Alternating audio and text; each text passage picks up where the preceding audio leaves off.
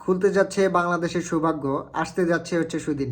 তো কথা যেটা বলতে চাচ্ছি, অন্তর্বর্তীকালীন সরকারের প্রধান উপদেষ্টা ডক্টর মোহাম্মদ ইউনূসের আহ্বানে সাড়া দিয়ে সারা বিশ্ব থেকে ২৭টি দেশের রাষ্ট্রদূত বাংলাদেশ ভ্রমণ করতে আসতেছেন।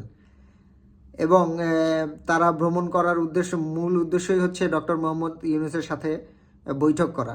আশা করি তাদের এই বৈঠকের মাধ্যমে আন্তর্জাতিক পর্যায়ে যে বাংলাদেশের উপর ভিসা নীতি নিষেধাজ্ঞা আছে সেগুলো অনেকটাই শিথিল হবে এবং চলমান পরিস্থিতি এবং বাংলাদেশের রাজনৈতিক পরিস্থিতি নিয়ে তাদের একটা বিশেষ বৈঠক হবে, যার মাধ্যমে রাজনৈতিক অস্থিতিশীলতা এবং আন্তর্জাতিক পর্যায়ে যে বাংলাদেশের যে সমস্যাগুলো আছে সেগুলো সমাধানে অনেকটাই শিথিলতা আসবে।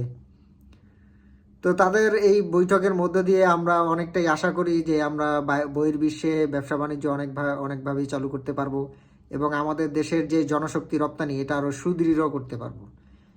তো আশা করা যায় যে আসলে বাংলাদেশের জন্য একটি সৌভাগ্যবান দিন আসতে যাচ্ছে এবং আমাদের যেই দুর্দিন ছিল সেগুলো অনেকটাই ঘুচিয়ে আসতে যাচ্ছে। তো আমরা অনেকটাই আশাবাদী বর্তমান সরকারের প্রধান উপদেষ্টা ডক্টর মোহাম্মদ ইউনূসকে নিয়ে। আশা করি তিনি আমাদের বাংলাদেশকে অনেকটাই এগিয়ে নিয়ে যাবেন বিশ্বের দরবারে।